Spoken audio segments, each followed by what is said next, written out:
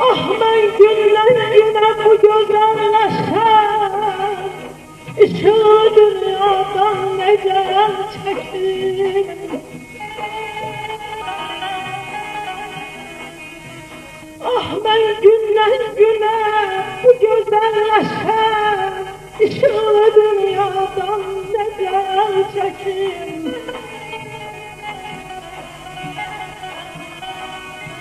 Bu yerle çarpışan, göyle yerleşen dosttan aşinadan nece el çekir.